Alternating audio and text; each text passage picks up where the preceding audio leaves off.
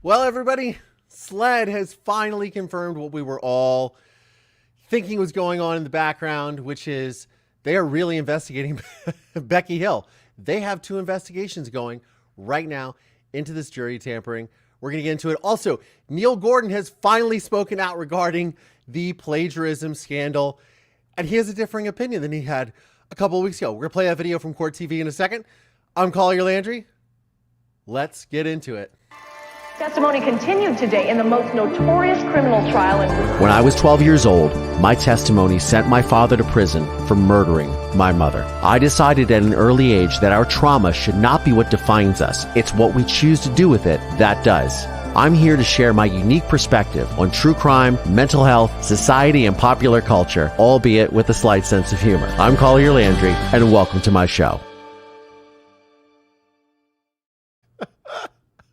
I'm sorry, I'm just seeing this Gen X granny. Remember that rumor that if you drank Coke and Pop Rocks, your stomach would explode?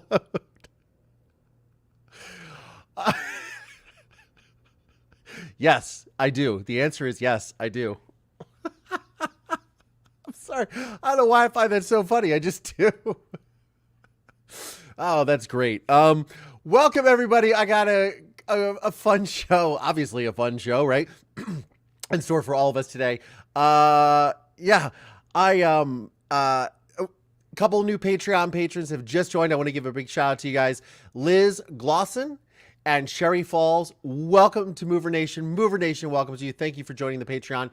Thank you to all my channel members as well. I want to get into a sponsorship message in a minute, but first, so totally off topic of what I'm going to talk about. This morning, I needed a good laugh because this morning I listened to an article about microplastics.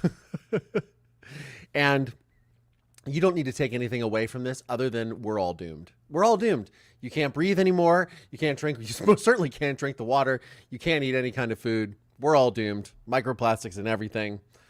We'll see how it all shakes out. I couldn't believe it. I'm just listening to this guy's article. And I'm like, why do we talk about, why do we even talk about this? And this is why we need to have a sense of humor when things like this come into our lives. And we get our tabs out. I'll tell you, what an interesting, a tangled web we weave when we choose to deceive. So it seems like, things are coming apart at the seams for Becky Hill. And now you have her co-author, Neil R. Gordon, coming on yesterday on Court TV with Vinnie Politan, I think. Sort of backtracking and covering his tracks. Clearly, he hired a publicist between the last time he was on his show and the recent. And I'm going to play that clip because I thought it was really fascinating. There are many things that are going on right now in the media that I just think are really, really interesting, including, of course, if you are a sports fan and if you are a New York Jets fan, you are thoroughly disappointed with your season, and I understand why. And your quarterback now, last week had accused Jimmy Kimmel of being on Jeffrey Epstein's list, which then Kimmel responded to on a Monday monologue for 7 minutes on his show, which I found really hilarious as well. Oh, Aaron Rodgers, conspiracy theories, COVID nonsense, just ayahuasca. I liked, I like the alternative treatment thing, but yeah, what a hole he's dug himself into. So for anyone who's a New York Jets fan out there, I'm very, I feel bad for you because it was a rough season and it's going to get rougher. New member, football mom. Obviously you like talking about football. There we go. I'm a San Francisco 49ers fan, by the way. Over here next to me, I have my little, for those of you that may or may not remember, I have my little starting lineups. This is Jerry Rice and Joe Montana. They sit on the shelf next to me. Even though I was born in Philadelphia, I'm not really an Eagles fan. I hope the Tampa Bay Buccaneers have their way with them this weekend. Being from Ohio, I think Baker Mayfield gets his due. Anyways, back to what I was talking about. Yes, so Becky Hill more nonsense. And just, is she literally on the hot seat? There was an article in the New York Post about this. There's an article in The State yesterday, and also on, of course, our friends at Fitz News, which have talked about this ad nauseum and what has been happening, because it's just, yeah. And, oh, look at this. I'm seeing another article about Eric Bland. Oh boy. All right. About his podcast, but we'll get into that in a second. So yesterday, Colleton County Clerk of Courts, Becky Hill, who we all know for writing this book, Behind the Doors of Justice, and for up until writing this disaster of a book, because it's a disaster in every ways, was known as being the upstanding clerk of courts during the Murdaugh trial, read the Murdaugh verdict. That photo that is in the thumbnail, that is of her reading the verdict, big time, big moment on the world stage. It now looks like all of this is again leading to a new trial, leading to just more malfeasance from her department. Oy vey. SLED currently has 2 open investigations into Colleton County Clerk of Court Becky Hill, which this was confirmed yesterday afternoon. The first, according to sources, it's the first open investigation into Hill, and it's their ongoing probe into her jury tampering allegations, which of course is the crux of like Alex Murdaugh's defense's allegations that he did not receive a fair trial, which is, as I said before, the system has to work for the worst of us so it can work for the best of us. It's a whole kerfuffle, and we're going to hear what her co-author Neil Gordon talked about yesterday. But first, Mover Nation, did you know that 1 in 5 Americans have learning a new language on their New Year's resolution list? We're going to hear a moment from our sponsor. I'll be right back. Hey movers, did you know that 1 in 5 Americans has learn a new language on their bucket list? If you're one of them, make 2024 the year you finally check it off with Babbel, the science-backed language learning app that actually works. Designed by over 150 language experts, Babbel's quick 10-minute lessons are your passport to speaking a new language in as little as 3 weeks. Real people, real conversations. That's the Babbel way. Babbel's tips and tools are not just lessons. They're companions in real-life situations. The approachable, accessible content is delivered through conversation-based teaching, ensuring you're ready to shine in the real world. Before Babbel, I couldn't imagine effortlessly ordering food, asking for directions, or chatting with local merchants, and all without consistently checking a language app while I'm on vacation. But Babbel makes it easy, providing the practical skills you need for real-life scenarios. Struggling with pronunciation? Babbel's got your back with speech recognition technology, helping you perfect your accent and sound like a native speaker in no time. Hola. Hola. Here's a special limited time deal for all my listeners. Right now, get 55% off your Babbel subscription, but only for our listeners at babbel.com/Collier. Get 55% off babbel.com/Collier, spelled BABBEL.com/Collier. Rules and restrictions may apply. Thank you. Thank you so much, Gen X Granny, for posting that in the comments. Check out our sponsor today, Babbel. I should start off the show saying bienvenidos. Bienvenidos and welcome. Wherever you may be and however you may be listening or watching, thanks for making me a part of your day. So, Becky Hill, back in the news for all the wrong reasons. Of course, again, SLED confirming yesterday 2 open investigations against her in this jury tampering nonsense. There's a quote in the New York Post. There was an article that was published over the weekend on Saturday that this is a person, a longtime Hampton County native that knows most of the players, said, quote, Becky Hill is a narcissist who was in over her head and was pushing to get a hot book about the case out, while at the same time seemed to be crossing a lot of boundaries with the jurors. A longtime Hampton County native who knows most of the players on both sides of the Murdaugh trial told the Post. This is the New York Post. Right now, it looks as if some local yokels really monkeyed up the trial. If impropriety is shown at the hearing which is coming up on January 29th, 30th, and 31st, which is what it's scheduled for, the jurisprudence of South Carolina will want that corrected. It all looks very tainted right now, and my guess is that he, meaning Alex Murdaugh, will get a do-over. Which is absolutely unfathomable to me. It is something that I just, I literally can't even imagine what must be going through everyone's heads that has been involved in this, including the prosecutor, which somebody wrote in a comment. They said that they called him Muddy Waters. Creighton Waters is a guitarist and a musician, and I'm sure he does not mind the name Muddy Waters, because Muddy Waters is one of the founding fathers of modern blues and rock. That is just a little tidbit of information as a music major I figured I would share. So, yeah, this is a big, big problem. And so finally, after quite a bit of silence and arguments, that were on court TV like a month ago on Vinnie Politan's show, Neil R. Gordon finally came back as a guest to talk about, and you'll notice his tone, his demeanor. He shows a lot of contrition. Not surprisingly.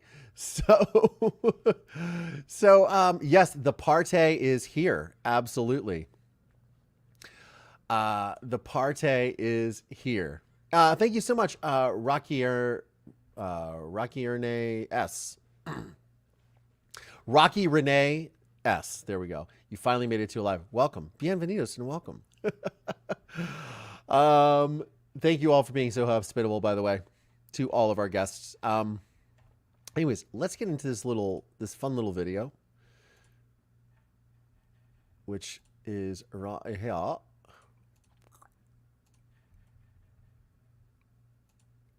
right, hold on. We're not going to play all the intro. There she is now. Oh yes, this piece of little piece of evidence here. Mr. Murdaugh does not believe the good cause exists to examine any other witness, including Miss Hill, in any fashion other than the traditional means of attorney questioning in open court. She does not need to be shielded from scrutiny in the same manner as anonymous jurors involuntarily summoned to serve. She is a witness against Mr. Murdaugh in a criminal case whom Mr. Murdaugh has a right to challenge in open court. So I believe that is the filing either from Murdaugh's defense team, or that might be the response from the prosecutors. I think that is okay. So here we go. We get into this, yeah, here we go. Here he is back at it. I think this is an older video. Him what it was like to work with Becky Hill and what type of person she was. Take a listen. But we felt it was a story that should be told. I mean, in my lifetime, I'm 59 years old. I don't know that there will ever be another trial like this. And it was my honor. So this is the older interview when he's defending the book coming out, which was a few months ago. The book came out in, I thought it came out in September. I think it came out in August. He's defending the book. The story needs to be told. This has been his narrative the whole time until now. And pleasure to work with somebody with such integrity and character as someone like Becky Hill. Well, she's now been such integrity and character as Becky Hill. So he comes on Court TV here to change his tune a bit. I have to get your response because you've spoken glowingly about Becky Hill, but now you've learned a little more that part of the book that she wrote, she didn't write. What are your thoughts about the plagiarism And has your opinion of Becky Hill changed at all? Well, I was so caught off guard. You know, there was a FOIA request where probably 2,100 pages of her emails were brought out. And a couple of weeks ago, just before Christmas, I read through them like so many other people. And I just, I was so shocked when I saw correspondence between her and a reporter from the BBC and the BBC. Okay. So, and I should play the other clip actually of him being so argumentative and just kind of like a little nasty, and was nasty to that lawyer Lori, who's a TikTok sensation, whatever, who's been very much up in this Murdaugh case, Becky Hill, all of this. And it is just, he got nasty with her. She held her composure very well. And of course, just cut right through. And it was a fabulous exchange. But now he's back. Well, just like the FOIA request, a FOIA request was filed. By the way, I believe the FOIA request, you can correct me in the comments, was filed originally by Will Folks at Fitz News, because they've been doing all kinds of great work. And Will Folks has talked extensively about the sort of cognitive dissonance, if you will, because he had a lot of respect for Becky Hill. They had a wonderful relationship. She was the clerk of courts during the Murdaugh trial. Of course, they're covering the story, so they're very interested in it. And, they had a great professional relationship. And he even interviewed her. I think it was her first interview about the book. And they got along glowingly, which is how I even discovered that there was a book coming out. I saw that interview and I was like, oh, this is interesting. So there's this this cognitive dissonance, I'm sure, in his mind of like, I trusted her. I thought she was an esteemed colleague. I thought she was a good person. And now he's, been rug pulled. But they submitted the FOIA request and got all of that out there. And now Neil Gordon is just coming to the party, which pretty much, I think anyone with any level, any modicum of common sense would think that doing the book with the clerk of courts right after the trial, rushing it to get it out there is a bad idea. Could create some issues, might not be the best use of one's time, resources, things of that nature. But nonetheless, they did it. What can you say? They did it, and it was, it's a thing. It was a thing. There's my scroll, by the way, the ticker symbol. It's like our own stock exchange, except not. Yeah, it definitely leads for a lot of great banter. That's for sure. Talking about this is absolutely fascinating to me. As I've said many times on this show, it reads like a Carl Hiaasen novel. It's like, you can't script. I worked in Hollywood for over a decade. You can't script anything this good, like this real. There's no way you can look at this and be like, I think this is what's going to, I think it's fascinating. I can't wait to see the movie about it. I think it'll have to be a Coen Brothers movie. Yeah, it's a Coen Brothers movie in real life. Anyways, back to Neil defending his position. We call this backpedaling. And in basketball, you backpedal when you're on defense. What to do? You stay low. This is backpedaling. BBC had accidentally sent her a draft of an article thinking that she was sending it to a different Becky back in the BBC newsroom. And I recognized the content and the copyright. Now, I totally believe that, by the way, because this happens all the time. If you remember, there was a FOIA request that happened.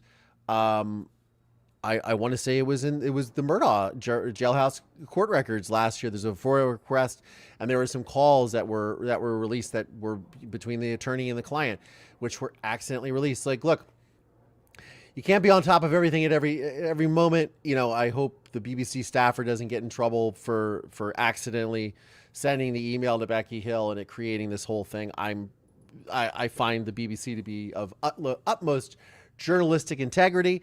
I think that they probably are not going to come down on their employee because mistakes happen and it just is what it is. It is what it is. But yeah, this is the whole thing. Right away, I immediately went to the book and I noticed that was ostensibly what our preface was. And I called her up right away and I said, Becky, I said, that's plagiarism. We can't do that. It's absolutely improper, unethical, and, just surprised me. Despite all of the various things that you hear, it's spent so many months together just working on this book, and I was just really disappointed and really shocked, felt betrayed. And, sometimes, Vinny, in life, you think you know someone and then other things occur and it maybe wasn't the person that you thought that they were. And we'll see how everything plays out. But it was certainly very disappointing. This was a man who, for months, vehemently denied any sort of impropriety with Becky Hill releasing the book. He was almost callous about it. Just another opportunistic. I mean, I don't know. He's a journalist, which is kind of what makes this like really bad, you would think. And so what was plagiarized was the preface of the book. Somebody says, go after Hunter and Joe Biden's. Yeah, I don't know. We don't get into politics on this show. Sorry. There's a reason why, because I'm very interested in politics and I can't go down that road. It's not a good thing. But Hunter Biden did show up at Congress today for his his contempt of court hearing, which I think everybody was shocked that he did. So who knows? I don't know. Who knows? They were on the way to California. Who was on the way to California? We tried to tell him in groups she was shady and he attacked us. Oh, you wish you tried to tell Neil Gordon on like the Facebook group that they were talking about, because they shut down that Facebook group apparently that he was running back in like December or something, or maybe December. So I'm curious, is that what you're talking about? Not concerned anymore with the Murdaughs. Well, why are you here then? Hey, Cat Loves Catskills, thank you so much. Appreciate you coming. Appreciate your super sticker. He's just throwing her right under the bus. Yes. And we see this oftentimes in Hollywood or in politics or whatever, when it's like, oh, okay, they're taking. I'm surprised it took so long. It took them so long to sort of try to throw her under the bus and try to, extricate himself from this whole thing. I think that was probably I mean, now it's too late. And then he goes into these claims, which we'll get into in a second, which he talks about like the book, because as you guys know, I bought this book. I purchased this book on Amazon like 2 weeks ago, or I guess maybe now 3 weeks ago. I'm not sure. 2.5 weeks ago. Because you guys said, hey, the book is out. Or you guys said you can still buy it. Somebody commented, I believe it was Illegally Read, said you can still get it on Amazon. And I said, I'm going right now to buy it on Amazon. I kind of wish I had bought the Kindle version, but actually this having the paper in your hands, the fiber, feeling the fiber of this just literary masterpiece has been so good. But if you read, and I'll read this preface in a second. Let's get back to what he says, because it's just, and then Vinnie Politan questions him, which is great. Does it make, in your mind, it more possible that maybe she did say some of the things that is alleged by the defense through these juror affidavits, that maybe she had said some improper things to the jury? I wasn't there. I don't know. Everyone is saying what's happened with the book and what she's being accused of in so many other different situations, whether it be using her office for personal gain, whether it be something to do with the phones that she was supposed to be turning in to SLED and wiretapping accusations. All of those things mounted, certainly, you've probably read and seen, doesn't put her in the best light. So I don't know. I'm sure that's exactly what Judge or Justice Toll is going to discuss a week from tomorrow when she gets all the attorneys together. And then if she decides to have the evidentiary hearing on the 29th, 30th, and 31st, Becky will get a chance to answer those or not answer those charges. So that's super interesting. So he just goes and questions him. He's like, so let's cut to the chase. Let's cut to the chase here. Do you think that because she lied about this, that maybe she's lying about other stuff? Now, I want to take a moment to, because I see that more and more people are joining. I want to be very clear. In no way, shape, or form am I talking about this to excuse anything that Alex Murdaugh did. As it stands right now, he has been convicted for the murder of his wife and his son, okay, his youngest son. He has admitted and pled guilty to stealing millions upon millions of dollars from clients, lying to them, deceiving them for decades, okay? He threw his entire family history, which whatever that history, sordid or not, you know, what he has done is horrific. In no way, shape, or form. I am a homicide survivor. My mother was murdered. If you don't watch the beginning of this, my mother was murdered by my father. I testified at a trial, at his trial. I'm the one who led investigators to even investigate him in the first place. It's a whole other story we'll get into another day. I come at this from a perspective, you know, I'm making a joke about this, but this does not excuse his behavior whatsoever. That said, if there is, for sure, if there is any impropriety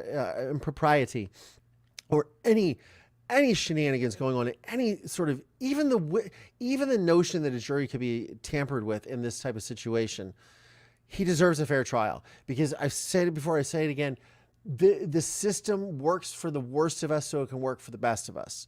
100%. I'm not a lawyer. I am not in law enforcement. I am not a psychologist. I'm just a guy who's been through a lot of shit. But that's my opinion. Rhiannon was saying, I come here for your opinions. That is my opinion. But I want to make it very clear that in no way, shape, or form does this make, you know, I'm not trying to be, you know, anything less than sympathetic for what, I mean, I've talked extensively about what Buster Murdaugh has to go through emotionally, physically, with all of this because, you know, this is his father. And as someone whose father murdered his mother, like I know firsthand what that feels like and what, you know, he's up against. And I you know, maybe not liking him or whatever people's opinions are, still the fact remains is that it's a very difficult situation. And if all of this comes to fruition and Alex Murdaugh does get a new trial, if this is really true, what has happened because of the publishing of this book and because of one person in power, now costing taxpayers millions and millions of dollars, a community, it's a lot, and I always approach it with that in mind. So I just want to be very, very clear for those of you tuning in. This is not here to be like rah rah, but I am making light of it, and I'm an opinion guy. And this is my opinion. This is funny. This is humorous to me because it's, as I always say, never underestimate the predictability of stupidity. And I think that it was very solipsistic of what she did, what Neil Gordon participated in. I think it's all just bad. So I'm making light on it, but it's not to distract from the fact that this is a horrific situation. This is just another thing that's just perpetuated this. And it's almost like you got to laugh at this so you don't see how horrible that situation has been for so many people. So anyways, oh, thank you so much, old lady Snoop. And you look great, kid. Thank you so much. I like my new little buttoned up shirts. Thank you, Nordstrom's, who returned all my stuff that was 7 years old when I bought it for a no, not 7, 5 years old, from a murder in Mansfield, and took it all back. Anyways, getting back into Neil Gordon talking about this and Vinnie Politan just kind of grilling him on it. Well, let's ask you this, because you're connected to her now to a certain extent, right? Your name's, and you spend a lot of time with her. Do you think there's any chance that either side might subpoena you and might call you in to testify? And if so, what would you have to say? Well, there was, I think, a 21-page order that came out between both the defense and the prosecution recently. And I believe in one of Dick Harpootlian's paragraphs, He said that he was going to perhaps look through passages of the book to see if that had any significance or not, and speak to people associated with producing the book. So I'm assuming that's me. So my phone number is 706. No, I'm just kidding. I'm happy to be honest and be called in and answer anything that I am asked. If he had put his phone number out, there, that would have been amazing. Of course, you could have a Google Voice too. That would have been amazing. By the way, comment on the screen. I'm very sorry that you went through that. My heart goes out to you. That is really rough, but I do concur. You know, it's better than if guilty man goes free than an innocent person gets jailed. 100%. I had on many months ago Justin L. Brooks, who is a lawyer in San Diego, California, with the California Innocence Project. He wrote a book called "You Might Go to Prison Even If You're Innocent." I just saw him on Twitter today posting something, Jay Leno holding up his book. He had one of his clients, Brian Banks, I believe, on Jay Leno's show years ago, who had walked free out of prison after being incarcerated for something like 25 years, wrongfully incarcerated for like 20, couple decades. And I believe they made a movie about him too. But Justin Brooks and I were talking about that. And yes, again, the justice system is very complex, but the innocent people do go to prison, and you want to see it work for everyone is really all I'm trying to say. And I remember, and this might strike a nerve with some people, and I apologize, but a trigger warning, I'm going to talk about the death penalty briefly. I remember my freshman year in high school, Ontario High School, shout out Warriors. We were debating the death penalty because I can't remember if the death penalty was still available in Ohio or not at the time, but I talked to my teacher afterwards because obviously it's something that hits very close to home with me. My father, I was told, could have faced the death penalty if it wasn't for my half sister that was born 12 days before his arrest, and myself, that they took that away. They took that off the table. And, but I had said at the time to my teacher, it's such a convoluted thing because that's the way the justice system works. And if that had to be the fate that my father suffered for taking my mother's life in a premeditated, aggravated murder way, that is something that I would have to accept because that's how the justice system works, right? And that's, you know, it's very much like, did you guys see this Diabra? I can't remember the last name. I'm going to talk about it maybe tomorrow. This gentleman who was in court last week in Las Vegas, and I wish I had talked about it initially because I saw it on a sports show when he leaps over and he attacks the judge in the bench. He was sentenced a couple of days ago to the original sentencing hearing that he was having with the judge for, I believe, an assault and battery case. He was facing between 19 and 48 months or something like that. And he leapt over. He didn't like the judge's demeanor, leapt over, attacked her. It was actually the court staffer, not the bailiff, that saved her. But very scary moment. But one of the great things is that this judge went back to the court to sentence him and specifically said, I'm not changing anything based upon what happened. This is my original notes from what I was going to sentence you on and the sentence I was going to give you. But came back to court to prove that, like, look, things like fear and intimidation, right? Fear, intimidation, those things don't work in the justice system, and they can't work in the justice system. You can't enable people, whether they are criminals or whether they are servants of the court or civil servants or attorneys. You cannot allow them to abuse the system in a way that is going to misshape the system for all the rest of us. And that's really where all this is talking about. Yes, the flying felon who now, unfortunately, you know, I want to get into because I watched an interview with his sister afterwards. Lawyer, you know, talked about this yesterday, but his sister talking about foster care. I was in foster care for a year. It sucks. It's horrible. It's awful. Foster care is awful. And how that maybe played upon his, you know, not getting the emotional development that he should have gotten. And I concur with a lot of that. Still doesn't give you a reason to break the law, in my opinion.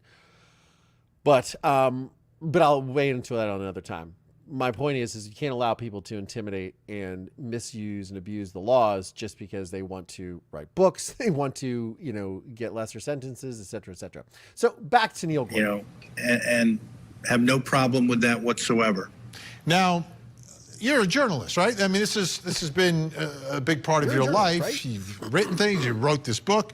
Now you're associated with a book that contains things that were plagiarized. So did you take any action, and what did you do as a result of finding out that your co-author, who you thought you knew and you trusted, had lifted some parts of what she said she wrote from somewhere else?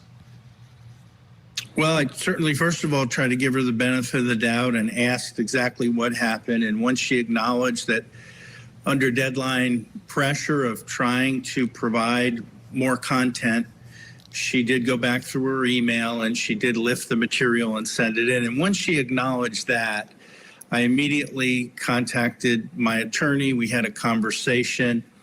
I then called back and spoke to her husband, who's our business partner, and we decided to immediately ask Amazon to unpublish the book and the audiobook, the Kindle version, any versions that we had. Now, at first, I was going to call bullshit on that because I was able to get the book. But now that I think about it, I could not get the audio version of the book. I didn't see an audio version, and I didn't see a Kindle version. So they obviously pulled that away because they could. Now, he's going to get into what happens with Amazon because I guess they stocked the book. He's also going to get into another important detail. Back to the Diabra incident really fast to just put a button on that. Yeah, he was looking at 19 months to 48 months or whatever. Now he's got 13 other charges, including, I don't know if you saw the other hearing arraigning him for the attack on the judge, but it's like attempted murder, attempted abuse of someone older than 60 years old, a public official, intimidation of a public. I mean, it's just, this is why when you go to court, and again, I'm not a lawyer, not a psychologist, not law enforcement, just a guy who's been through a lot of shit.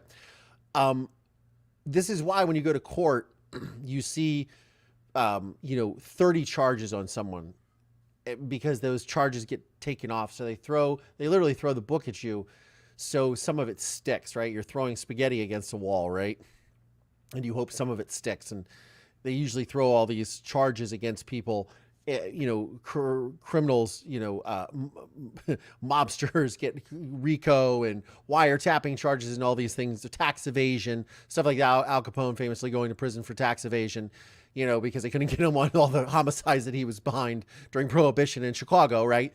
So the reason why is because they know that they can get away. We can make that charge stick and get this person off the streets.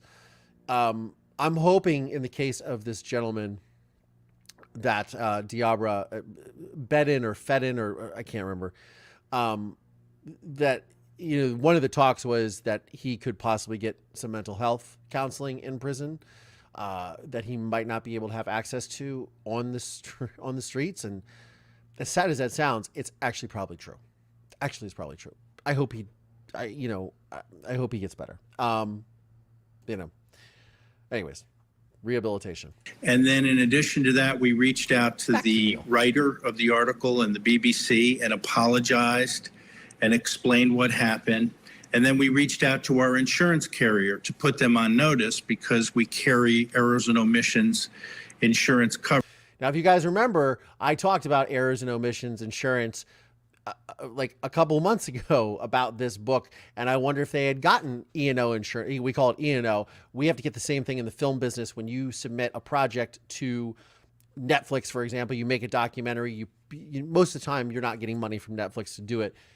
They buy it from you, and the first thing they ask on your top sheet and with your budget is, where's your E&O insurance? Because it means that if something is not done, you need to reshoot. You need to edit something in the script. You need to re-edit the film. It's all covered by E&O insurance, which is the same thing with the book. Like now, if they had to, obviously, I'm assuming they are not going to pull the book forever. I'm assuming they're probably going to rewrite it, but that costs money. Now they were self-publishing, so I don't know how much money that really cost them, but it's all part of the E&O. But I talked about that before. So we went through that entire process, and Vinny, what we learned, and maybe this is the genesis of being a self-published author and dealing with Amazon the first time, is we had such success of selling thousands of copies each month that Amazon felt comfortable that would continue for the foreseeable future. So they warehoused books. And in the fine print, in their contract, they are allowed to go ahead and liquidate those books, even when you say, please stop, no more. And somebody said something about Aaron Rodgers. Just to correct you, it was actually not that what he said. What he said was a lot of people don't want that list being out there, especially Jimmy Kimmel. I believe is what he said verbatim, especially Jimmy Kimmel. So we all know what he was alluding to, by the way. Now, did he, the irony of all that is also the fact that he's on a show that's owned by Disney, ABC, ESPN, the Pat McAfee show, and also Jimmy Kimmel has had a show on ABC for 21 years. And it's one of the most popular late night shows in the world, right? So, that is also a problem. So again, my sports analogy is growing up a Tom Brady fan, and I love Aaron Rodgers, 4-time MVP, most purest thrower of the football of my lifetime. You know what I mean? Says a lot of things, puts his foot in his mouth a lot of times. That's all I'm saying. Back to Neil Gordon. Speaking of putting our foot in our mouth. So even though we unpublished it and they are not printing any more books, they have liquidated all the hardcovers and there's no more audiobook or Kindle for sale. But even today we had a few paperback books, and there's been almost 900 books sold since I discovered on December 22nd. So this is the thing. So he says 900 books. So keep this number in mind because he's going to allude back to other sales in a second. About the plagiarism. And, we've kind of taken a big hit on social media. You mentioned we're kind of inextricably tied to Becky in this book, and we don't want to take any of that money. I mean, that money, the book was supposed to be stopped.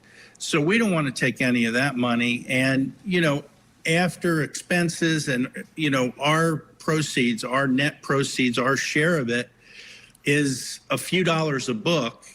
So we're going to donate that money to some charities in the Low Country. There's a lot of really wonderful foundations and scholarships set up for children to get a good education. Some pockets of the Low Country are very poor. And so it's something my wife and I want to do. And if you will, try to. He's very magnanimous, isn't he? What I think was very bad and what occurred just before Christmas. Well, Neil, I always appreciate your honesty and willing to answer any questions that I throw at you. So thanks so much. I think now that you stop publishing, people that have those books, they'll probably go up in value now because it's a collectible. You can't get it anymore, right? Well, the only time we had this level of sales was when we launched it, and after I went on the program. Remember, Dick Harpootlian had the press conference. It seems like when there's some kind of volatility going on or controversy, people like to get it, and you're right. Well, people are trying to get those last few copies that Amazon has right now, probably as we speak. But Neil, thanks so much. Okay, so this is what I want to get into. So what he just said, which is very interesting. So as I said, remember that number 900, right? So they had just sold 900 copies of the book. And he just said, and I can rewind it, he just said, we haven't had this much success in the book sales since we first launched the book, which means that probably when they launched the book, it was around 900, 1,000, let's say 1,500 copies. And then obviously sales went down, right? Probably because when people started reading the book, they realized it wasn't that great. But sales went down, right? This leads me to my whole point. One of the things I've said, I've had many friends who have self-published books through Amazon. It's an expensive ordeal. It's about like $30,000 to $40,000. And that's when you like self-warehouse too. Like you know what I mean? So they were doing print on demand, I believe, because he said that if they were doing print on demand, their monies, from what I understand from my friends who self-published, because I was thinking about doing the same thing, you can do print on demand where you don't warehouse books, which is what they're saying that they were doing. So they did not pay for, 50,000 copies to be printed, or 10,000 copies, or 1,000 copies to be printed. Amazon goes and you order it on Amazon, and then they print it, which makes your sales. And this is on YouTube. You can find all this Kindle desktop publishing stuff here. There's a bajillion videos, make money from home type things. But when you do a print on demand type situation, the margins are so low. And I think for something, if I'm not mistaken, because I was going through, I had a friend, they sent me all their financials of the book. So like this, if you want to self-publish, this is what the realistic costs are for you. They sold their book for, I believe, $22.95 a copy. Book, I think I bought it for $19.99 or $20.99. So let's just say $20, right? For the person who shared with me their P&L statement on their book, the cost to print on demand with Amazon was something like $13 or $14 a book, just for that, plus the fees on Amazon, which I think they took like 40 or maybe 60%. They were making like $3 or $4 a book at the end of this. So now, Neil Gordon has said in previous interviews how, and there's a point to this, guys. Neil Gordon had said in previous interviews how they had spent all this money to make this book, right? $30,000 or $40,000. He just said that the sales had totaled 900 and they started warehousing the books or whatever and printed their own. I don't know if that's true, because they could have, in order to make profit, done a different deal with Amazon and said, print 500 books and hold them in the warehouse. Like that's probably what happened, because selling 900 books to Amazon probably doesn't make them go, oh, we should print another 10,000 of these. So he said 900. So then he said those sales didn't match until, they didn't see those type of sales until they had initially released the book. So you're talking probably somewhere around, let's just say 5,000 copies were sold in total, right?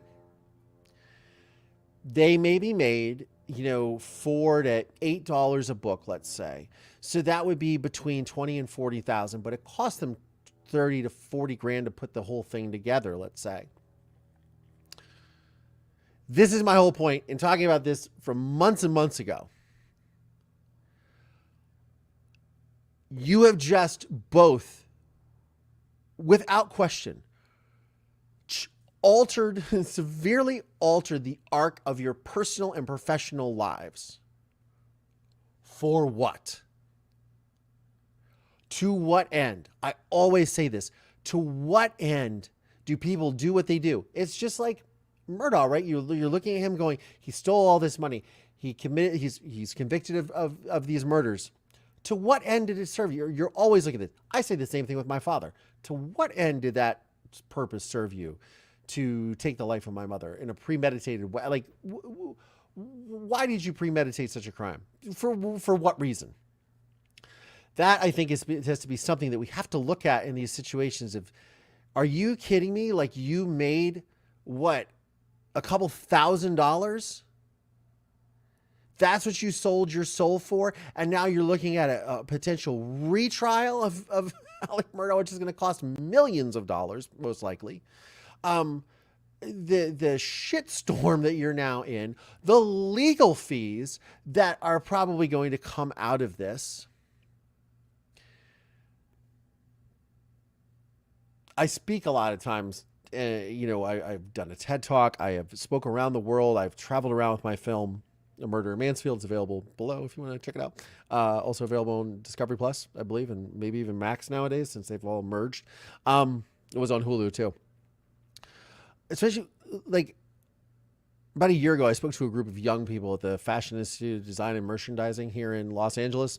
And we were talking about social media. I have a large TikTok following. I was talking about that and social media and your branding and stuff. And I said, one of the things that you have to do as a young person or as any age person, and carried me through my sort of stuff that I went through as a kid, was I had to look in the mirror and say to myself, am I going to be able to look in this mirror 2 decades from now or 50 years from now and go, did I do the right thing? was there integrity and intent of purpose in what I did? And what is that going to look like? Am I going to be embarrassed? Am I going to feel shame? Am I going to regret not going after my father, not telling police what I knew, not testifying against him?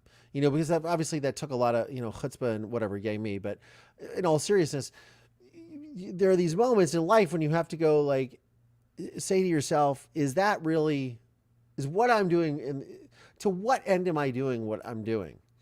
And if you want to tell me that, you can make millions of dollars on a book, be on Dancing with the Stars, whatever, I get it. People have ambitions, but the realistic nature of all of this is that this is going to lead to nowhere except right where we are.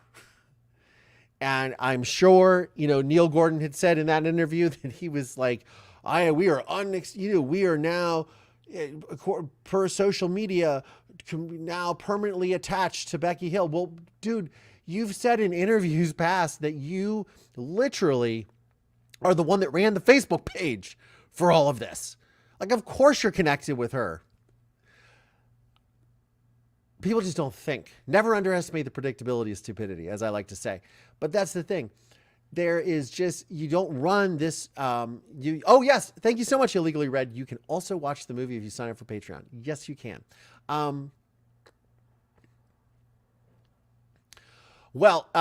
Davy Ruth author, that I did not know. It costs $0 to self-publish on Amazon. Your only costs are editing, which is about $1,500 per book.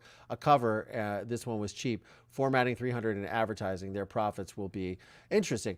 That is not the information that I have, but okay. If you're an author, Davy Ruth, I'll take your word for it. But yeah, these people spent more. They think they spent $15,000 on an editor, or $13,000 on an editor. So they probably, they probably didn't spend much. Again, so what do they make? Maybe $40,000, $50,000? Okay, great. Is that what they're going to pay in legal fees? I mean, I'm not here to, to promote her or dissuade anyone from self-publishing.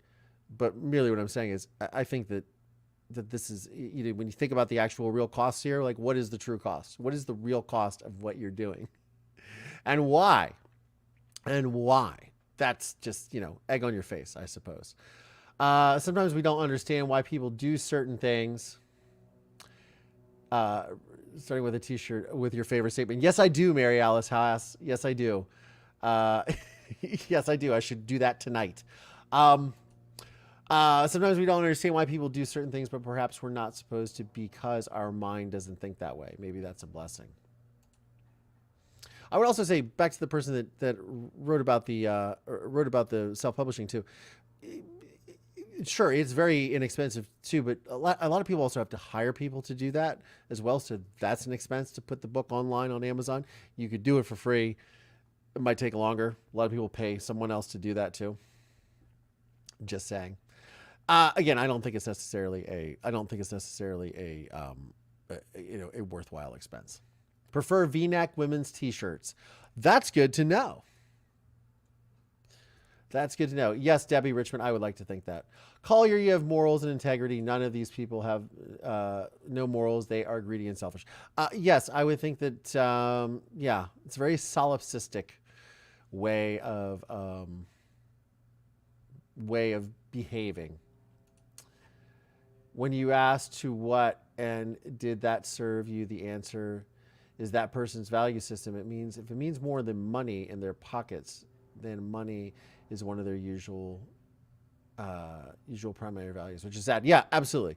Again, you're talking about, and that's like a common theme with this whole situation too, right? You have Alex Murdaugh, who is admittedly stolen all this money from all these clients and disgraced his family name and gotten him. I mean, and then to see people not look at this and go, let us pause for a moment. Let us pause for a moment, and maybe reassess what we're going to do.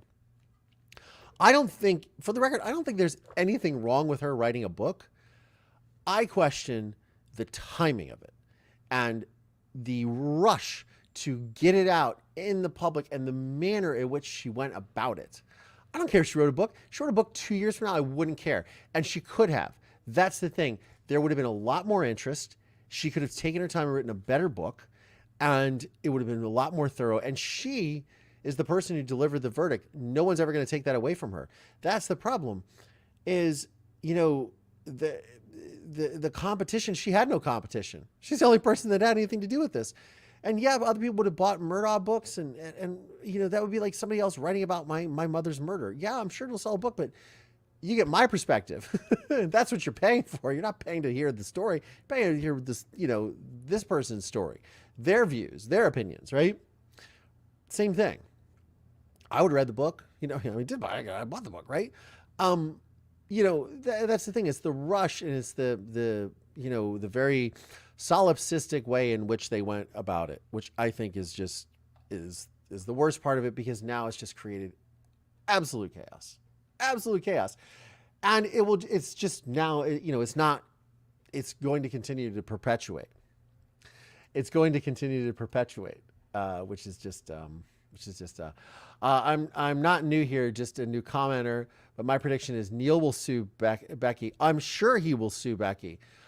And I don't think, I always get a great vocabulary lesson on this channel.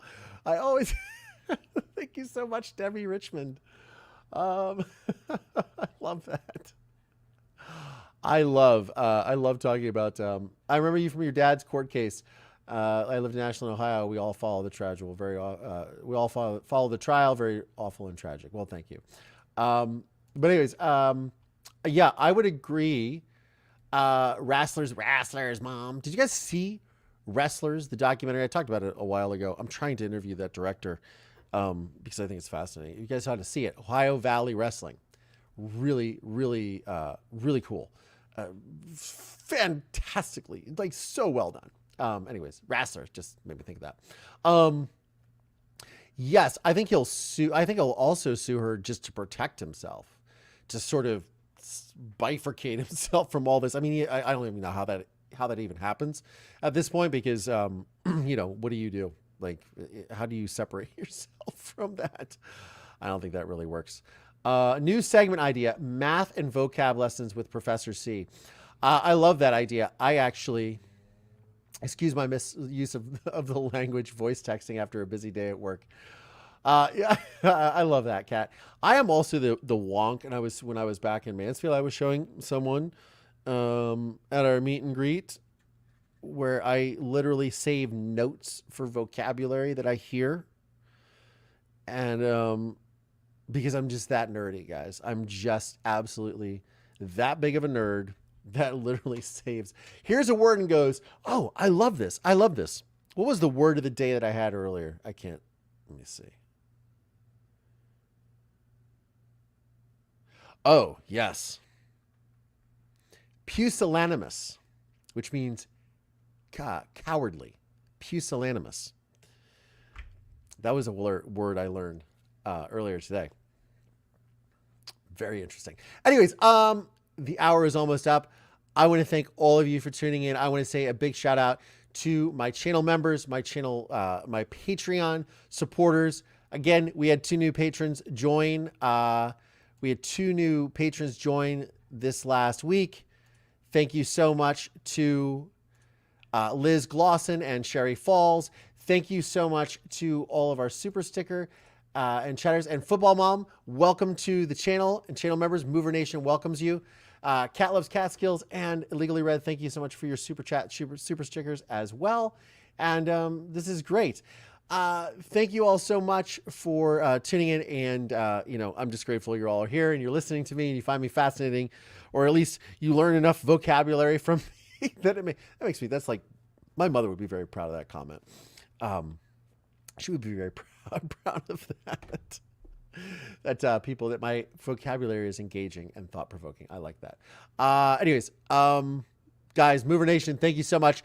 I will probably be live again before Sunday, I'm sure. But if not, I will see y'all on the next one. Take care.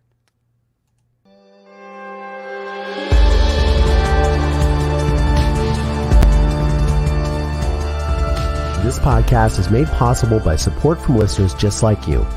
For exclusive content around this podcast, please consider supporting me via Patreon by going to collierlandry.com/support. Please subscribe via Apple Podcasts or wherever you get your podcasts from, and please leave us a 5-star review. If you want to see video episodes of this podcast, please check out my YouTube channel at youtube.com/collierlandry. You can find links to additional resources in the show notes of today's episode. This podcast is a production of Don't Touch My Radio. Copyright Collier Landry.